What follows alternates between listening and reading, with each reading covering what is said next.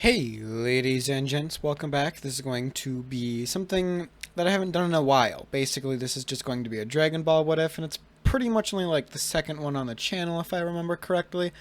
So it's going to be fairly different for what I'm used to, but I figured I kind of wanted to get into Dragon Ball anyway, and I figured since I've been thinking about this specific topic for a while, just because I got kind of bored and I just started thinking about different topics and stuff, I was thinking of doing what if Goku actually like retained his memories, but then I was just thinking like how would he do that? And then I also thought what if Goku was like born with like a higher power level, and I was like what if I just combine them?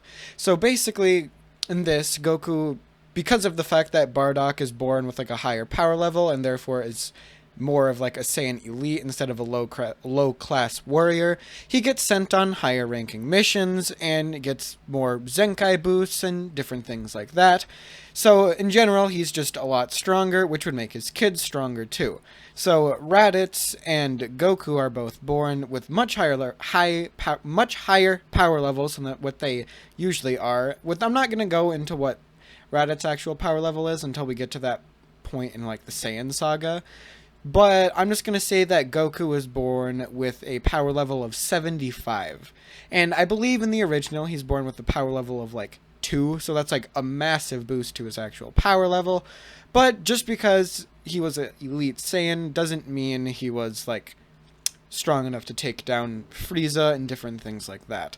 But he would put up a better fight, and he would even get to the point where he would throw up a basically false moon, transforming into a great ape. And I'm just going to say his power level in his base form is almost at around like 20,000. So when he ends up transforming, his power level rises up to about 150 to 160,000. This is just due to the like when Vegeta used the Power Ball in the original when he was fighting against Goku, it takes up a massive portion of his actual like ki and physical energy and different things like that. So that's why I'm saying his power level would be decreased because of the fact that he had to use the Power Ball instead of actually transforming. So that's why I'm saying that, but he actually had control over it, and Frieza would be remembering this. And the reason I say this is because he put up a much better fight and was literally more than 10 times more powerful than what Bardock did in the original. But this doesn't mean that that would be enough to basically stop Frieza or do really anything to Frieza. So Frieza still destroys the planet, but Kakarot was actually sent off the planet before that obviously happened, and he was sent to Earth. So when he gets sent to Earth, he grows up like a Saiyan child, because I'm just going to say that Gohan still like drops him off of the cliff, but due to Goku's insane, or not Goku, because he still retained his memories, so he would be Kakarot, and Kakarot would still retain his memories due to his power level just being so high and him being physically stronger and more durable than what his original self was. So with that being said, he actually retains his memory of the fact that he's an alien. But I'm not going to say he's like the normal Saiyan where they like go and like try to conquer planets and different things like that. I'm going to say he's going to be a mix between his like normal self and basically where Bardock is. Just because while he retains like the same like physical traits and different things like that of a Saiyan, he is still being raised on Earth and different things like that from a really, really young age. So it wouldn't really change all too much. So with that being said, it's pretty obvious to tell that Goku is going to, Kakarot is going to be a heck of a lot stronger than his original self. With at the beginning of the series, his power level was at like 10. When he was born, it was at 75. So he still ends up killing Grandpa Gohan because he can't control his his Ozaru form. But by the time Bulma would actually end up showing up, I'm going to say Goku's power level, instead of being the like whole 10 of them that it was in the original, I'm going to say his power level is at a whole 150. 15 times stronger than his canon self. But this is just because he was born with such a high power level, and he would know of better like ways of training and different things like that due to his Saiyan natures and like how actually having the memory of what they kind of did. Because I believe that Goku wasn't like sent off like the second he got out of the incubation chamber. Like he was actually like alive for a little bit, or not alive, but he was like actually like there for a little bit when he was young, but it didn't change much because he lost his memory.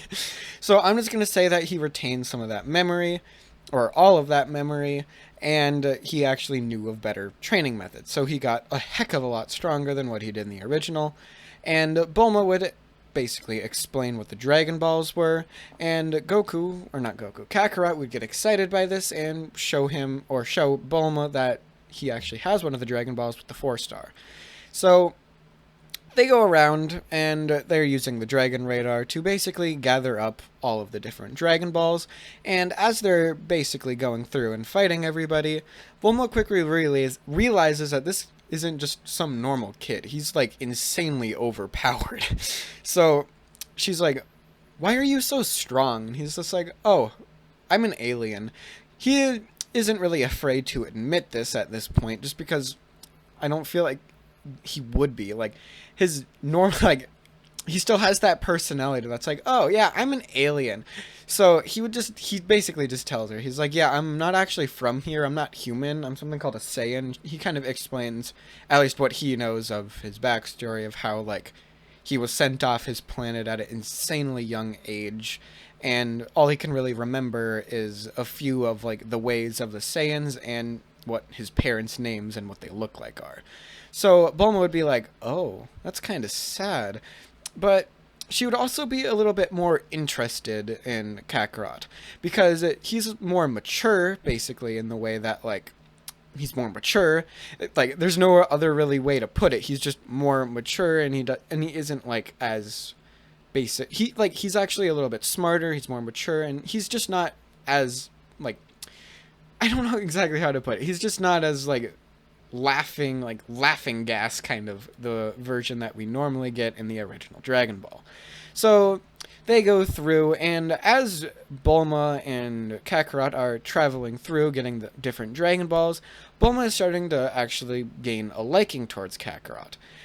Not really knowing his actual age, because he is like insanely like muscly compared to what he was before, and he's a little bit taller and different things like that. She actually asks him, and Kakarot responds, and he's like, "Oh, I'm 14. He's actually 12, but we're just going to say that he still says that he's 14, even though it was confirmed in the tournament, I believe, that he was actually 12. So Bulma's like, "Oh, you're not, like, too much younger than me." And he's like, "What are you getting at?" And she's like, "Oh, nothing. Let's continue on getting the Dragon Balls." He's like, "Okay," not really thinking much into exactly what she was getting at when she said that. So they continue on, and they easily manage to get pretty much all the Dragon Balls. Easily plowing through the Pilaf gang and all of those different, basically, people, and they end up getting the dragon. So Bulma decides that she doesn't want to wish for her boyfriend anymore, and she lets Kakarot actually decide what the wish is going to be. And Kakarot actually thinks about this, and then he starts thinking about his parents and everything like that. And he asks Bulma if he can revive his parents, or basically if he should, and Bulma's just like, "Well, you did say that your basically race is like a race of warriors that like kill everybody, right?" And yeah, and Goku's like, "Yeah, I guess, but I don't know." He's basically contemplating whether or not he should revive them, or if he should just kind of leave them. And he's wondering about this, and Bulma pretty much tells him, she's like, "Once you get stronger, how about once you get stronger and like strong enough to be able to defeat them, or if they need be, then you can revive them." And Kakarot's like, "Oh, okay, that's a good idea. So what should we actually end up wishing for? Because there's no oolong this time to basically steal the wish." So they're basically contemplating what they want to wish for, and Bulma just decides, she's like, "Well, if we're not going to be deciding anytime soon, I'm going to wish for..." And then Goku interrupts. He's like, "No, wait. I think I got a wish now." Or Kakarot interrupts, and she's like, wait, what do you want to wish for? And Kakarot looks up at the dragon now, or he summons Shenron, because I don't think he ever actually summoned him, and he's just like, I wish for a more effective way of training. And now 2 weights basically fall off, or I'm gonna say 4 weights, fall basically onto Goku, and they make these massive craters in the ground next to him. And Shenron then replies, he's like, the weights will increase based on how basically your physical strength increase. So the more physical strength you have, the higher the weight of these will be. And he's like, goodbye now. And he leaves, and Kakarot's like, oh, that's so cool. As he puts the weights on, he's like, whoa, this is really hard to wear. And he's like trying to like punch and kick and do different things like that as he's going around trying to basically do this. And Bulma's looking at him. She's like, maybe I picked wrong. And Kakarot looks at her and he's like, what are you mumbling about back there? And she's like, oh, nothing. Don't mind me. Don't worry about me. I'm not really doing anything. So Kakarot goes, and he goes back to one of the people he got a Dragon Ball from, Master Roshi. And Master Roshi had offered to basically teach Naruto, or what the heck am I talking about? Teach Kakarot due to him seeing the immense amounts of potential within him. And Kakarot was basically, I'm going to take him up on this offer as he flies off towards that area. And I'm just going to say he has the ability to fly because I feel like he should. Just because of, like, he's strong. I don't know. I don't know. I'm just going to say he can fly because why not? It'll make it much more convenient considering he's probably not going to be pure-hearted enough to the point where he could actually use the Flying Nimbus. So I'm just going to say he has the ability to fly, and he ends up going and meeting with Master Roshi, who then accepts him as a training, basically accepts him as his student, and Krillin also shows up. They basically begin their training, and Master Roshi quickly realizes that Kakarot's actually stronger than him. And, like, a lot stronger than him, like, by a decent margin. So, while training them, he also goes and secretly trains by himself. So now it's time for, I think it's either the 20th or the 21st Tenkaichi Budokai tournament. I don't know. It's the first one that Goku and Krillin normally go to, or Kakarot and Krillin go to, and they end up still going to the tournament. So, they easily plow through all of the preliminary rounds, or basically anything before the finals, they plow through. Kakarot ends up defeating Krillin before facing off against Jackie Chun, or Jackie Chun, whatever the heck you want to call him. Kakarot ends up winning that battle, and he doesn't really have that much difficulty doing it, due to him basically mastering the Kamehameha in the time that he was training and during the Dragon Ball of gathering the Dragon Balls.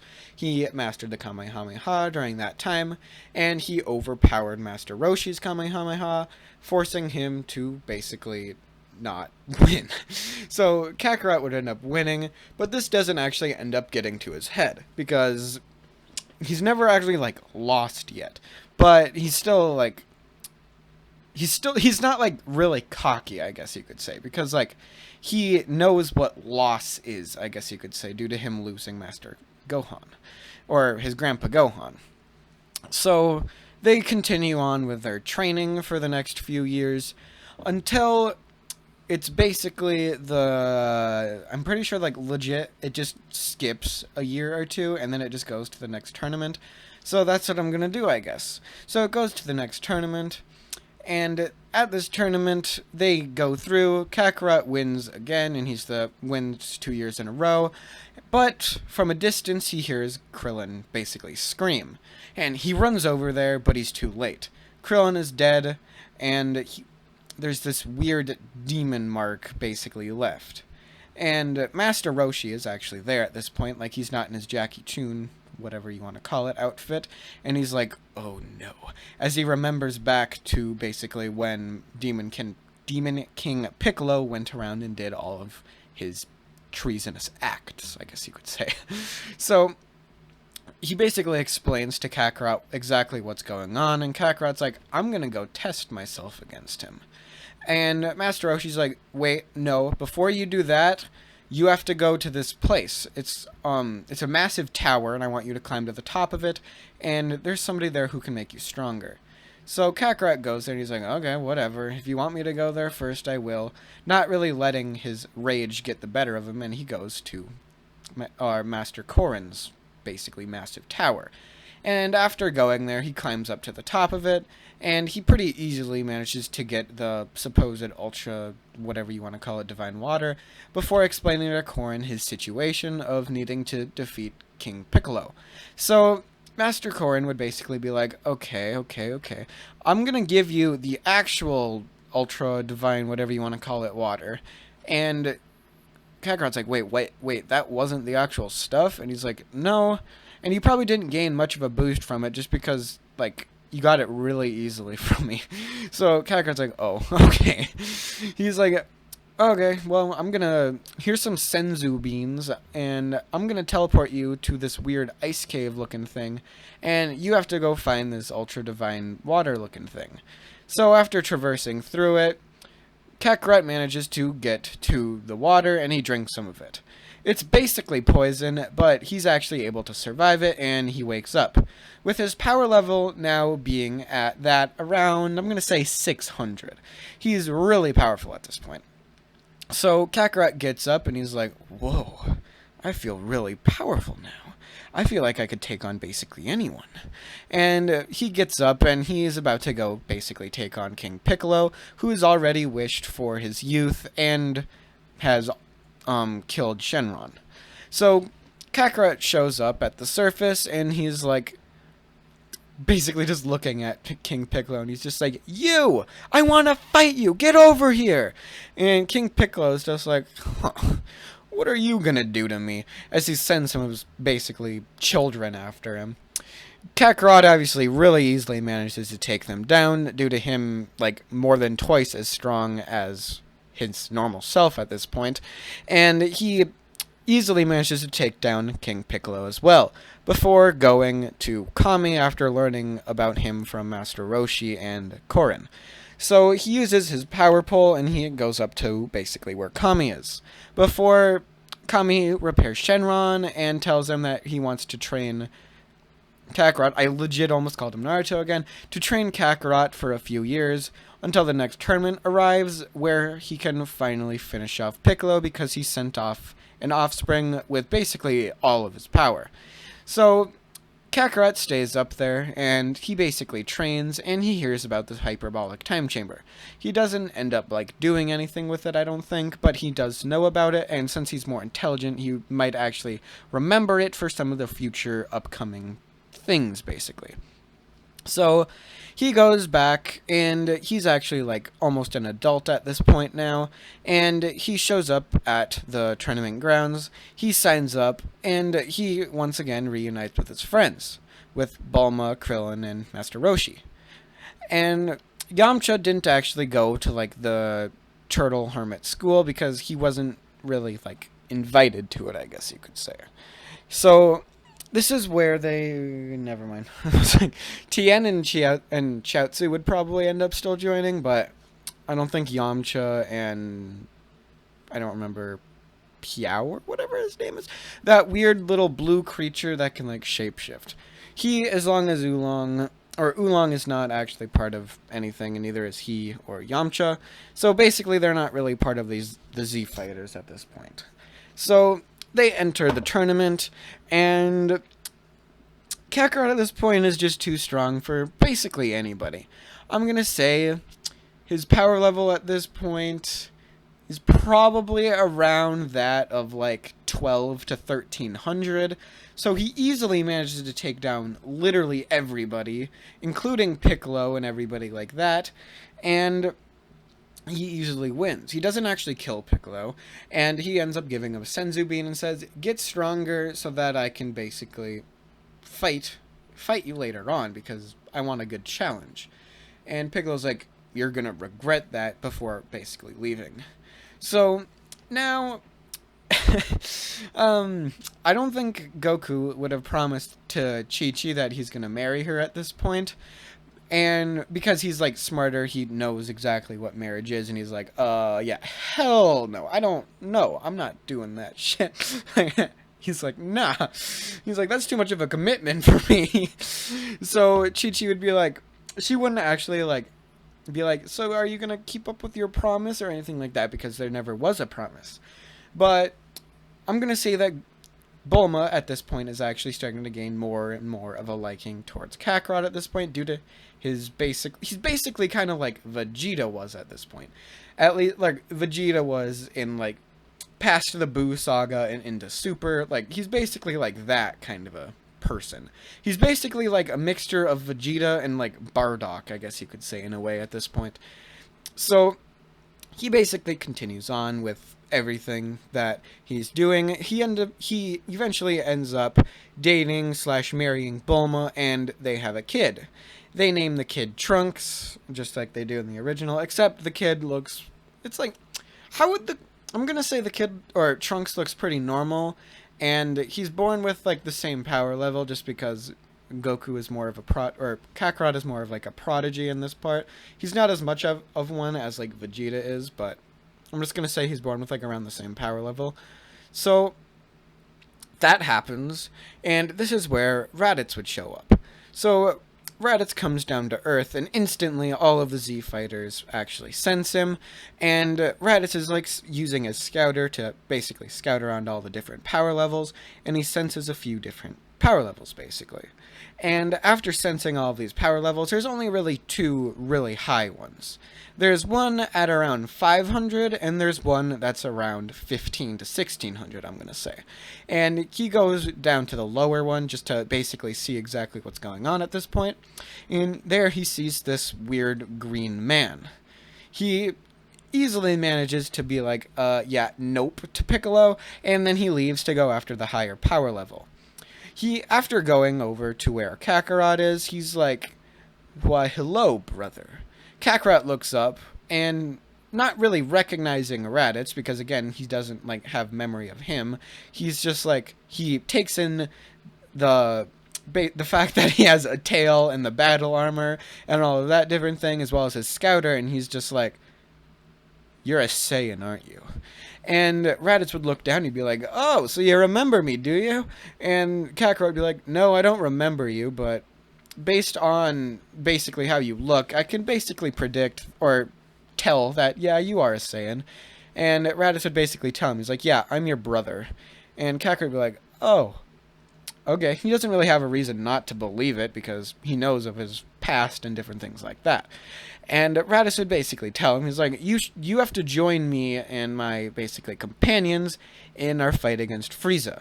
Frieza's name would basically ring a bell inside of Goku's head, and he'd be like, what? And at this, Raditz would explain all of the different things that Frieza has done and different things like that, and instantly Kakarot's memory would be replenished, and he would know everything that he basically forgot about Frieza, if he forgot anything.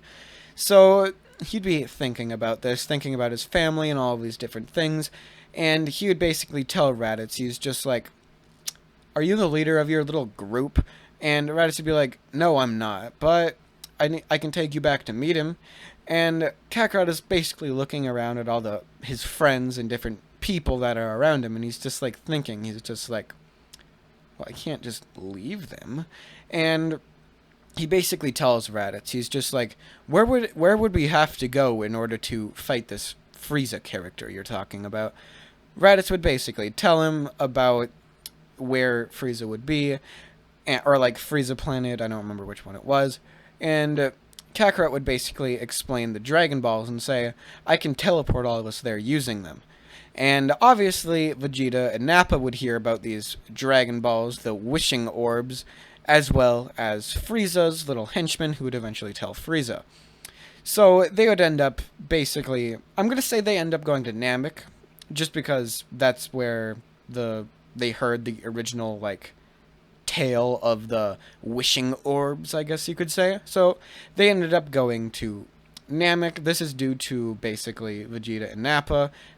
I'm going to say they talk over the intercoms, and they're like, yeah, just like what was on, or just like, oh my god, why can't I talk right now? Just like what was on planet Namek, these Dragon Ball wishing orb things. And Frieza hears this, and he's just like, we're going to Namek so I can wish for my immortality. So basically, Frieza and everybody would basically start heading on their way to Namek, basically.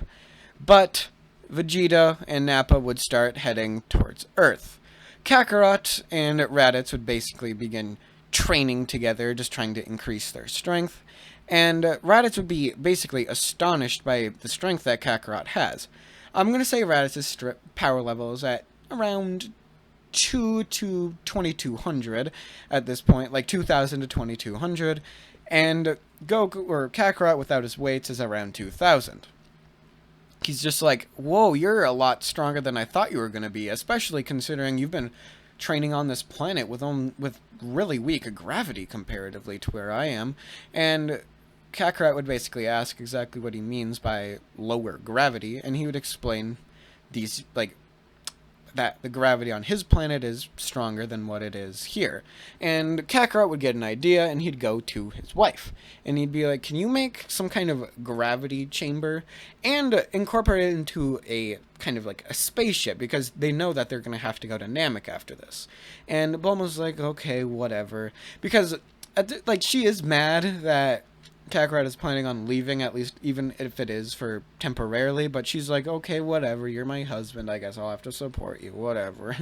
So she ends up making the, basically, gravity room that is made normally, and Kakarot and Raditz would begin training inside of it. And they train inside of it basically completely non-stop until the date where Vegeta and Nappa arrive. And after they arrive, they use their scouters and they sense basically where the two of them are.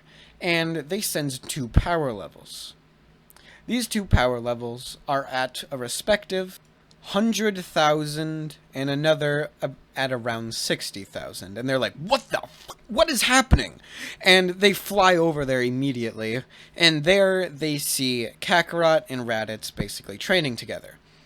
They're powered up at this point, basically to their maximum potential, and they're fighting each other, with Kakarot obviously winning.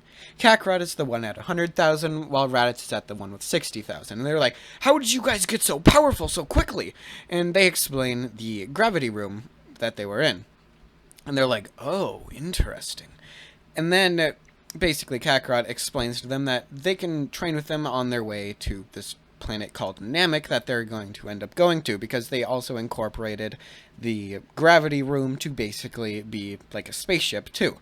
So on their way to Namek, they take an absolute buttload of senzu beans with them, and they begin continuing their training.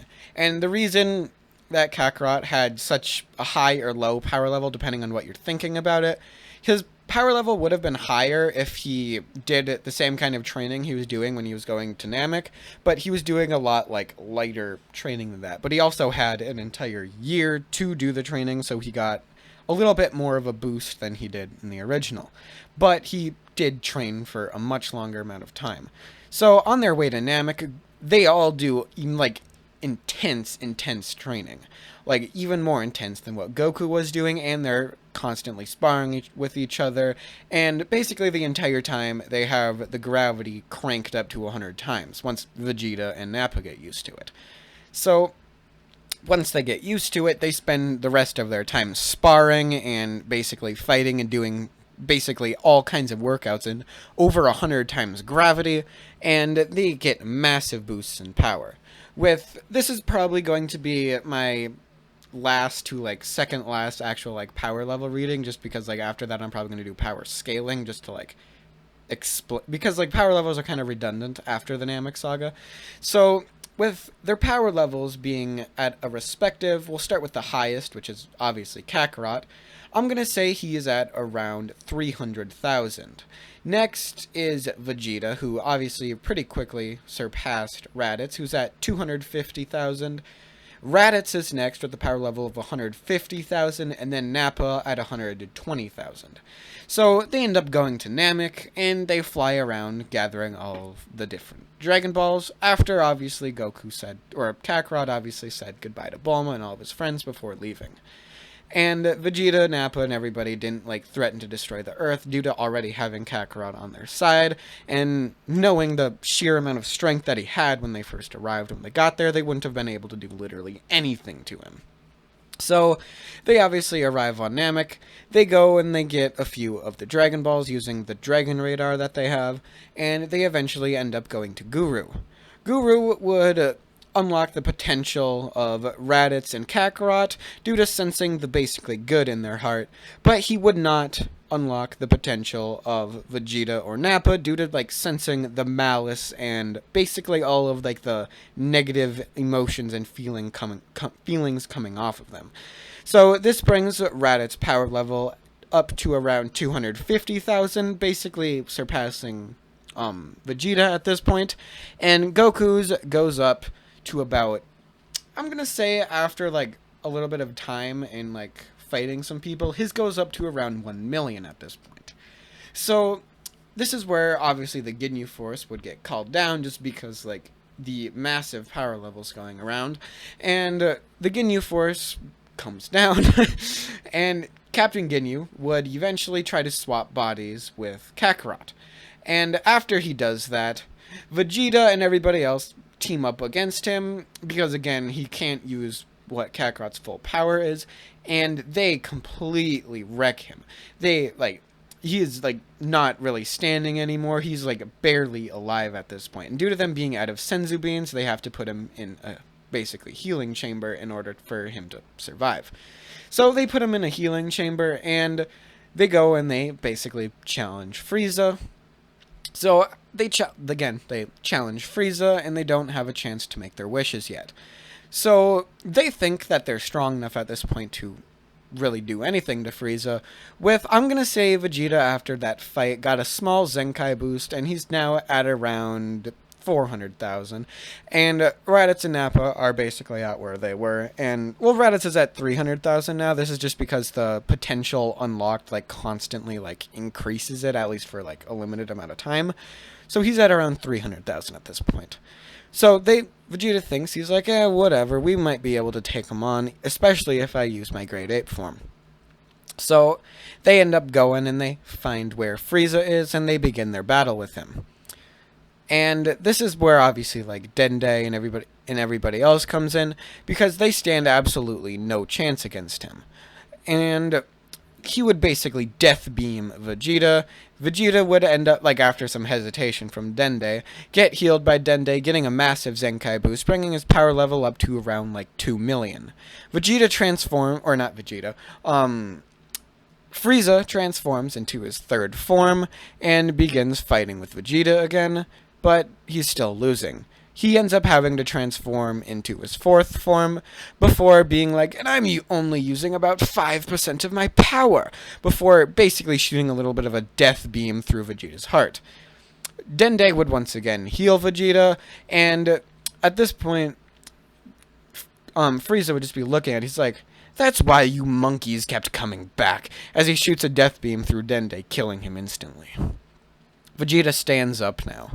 He gained an absolutely massive Zenkai boost from that, and his power level is now at around 10 to 15 million.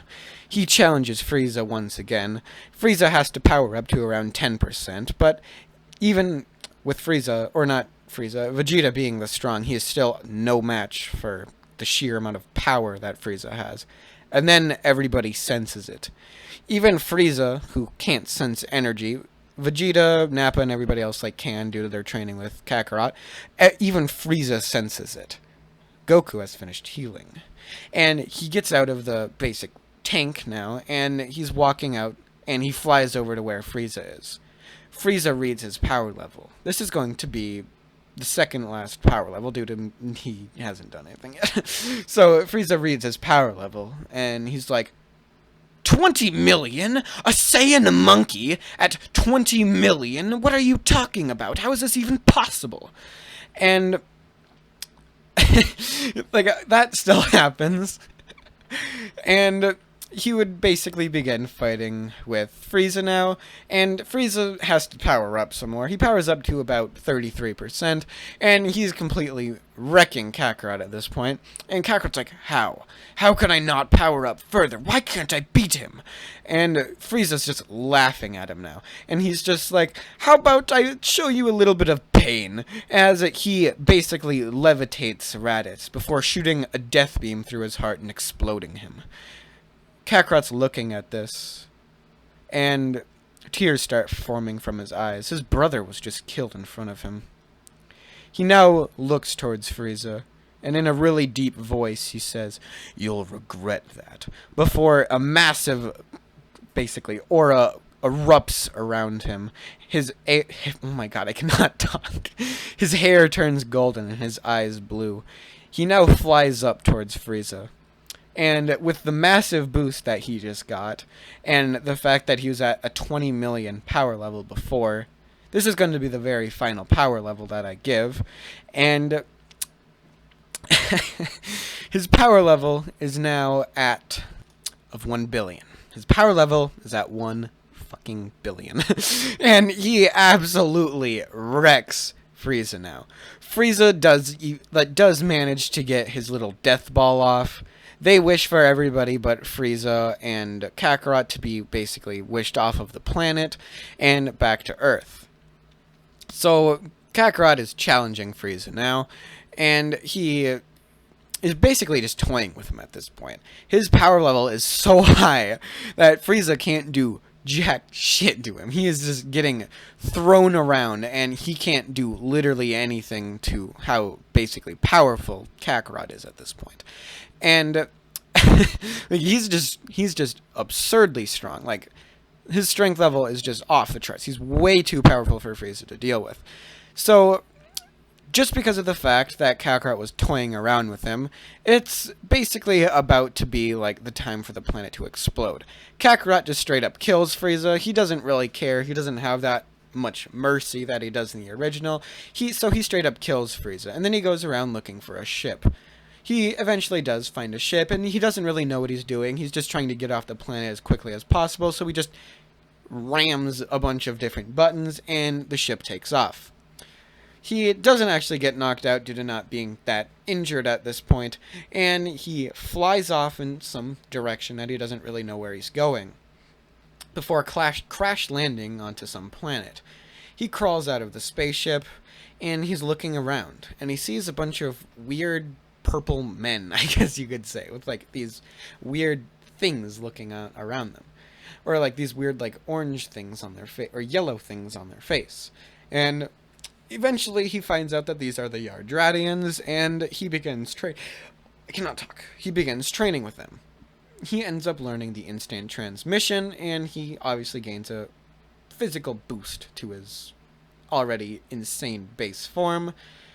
And just for a little bit of a reference, just because I want to, like, I said that was the last power level. This is, like, actually going to be the last power level. He's at around, I'm going to say 40 million. Just from the Zenkai that he got and the fact that he trained with the Yardratians for about a year.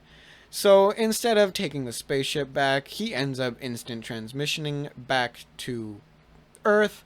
This is just because he's stronger, and I'm going to say he got more of a mastery over the technique than he did in the original. And I'm not even sure if he, like, couldn't have instant transmission back to Earth in the original. I'm just saying he can in this part. So he instant transmissions back to Earth, and he's standing in front of everybody who's basically gathered up. Kakarot senses the power level that is very similar to Frieza, really close to Earth, and he's like, what's happening? And Vegeta, everybody is there, and they explain the situation of how King Cold is basically coming back to avenge Frieza's death. Kakarot's like, oh, okay, whatever. And King Cold would land down, and he'd be like, what have you done to my son? And yeah, he does that whole thing that he does, and Frieza would once again challenge the monkeys, and he would get absolutely wrecked by Kakarot, like completely wrecked, and he would then proceed to kill King Cold as well. Now this is where Trunks shows up, and he's like, oh, seems like he's already here. And he's like, Goku, And Kakarot turns around, he's like, who the fuck is Goku? And Trunks is like, you're Goku. He's like, no, I'm Kakarot. I don't know what you're talking about. And he's like, okay, whatever. You can be called what you want to be called, but I don't know exactly what's happening. He basically comes to the realization that whatever happens in this is going to not really affect his normal self. So that happens. So he ends up basically leaving and explaining to Kakarot exactly what's going on and giving him the heart virus medication. So things happen on Earth normally with everybody training, and they continue on with their gravity training. Vegeta, due to his pride and different things like that, would obviously unlock the Super Saiyan form, and Nappa would as well from training with Vegeta, and Raditz would be training with Kakarot. So everybody would be much stronger than they were in the original, other than like the humans, because they don't really do anything. And after a while, I'm just gonna say, actually, that's okay. I've been doing this for 40 minutes. Yeah, that's a long enough part, man. This is usually like 2 episodes for me, so I'm just gonna be like, or 2 parts. So I'm just gonna be like, okay, that's the end of this. We'll kick back into this what if once I feel like it. So yeah, we'll get back to the Android saga in the next part. Peace out, guys. Bye.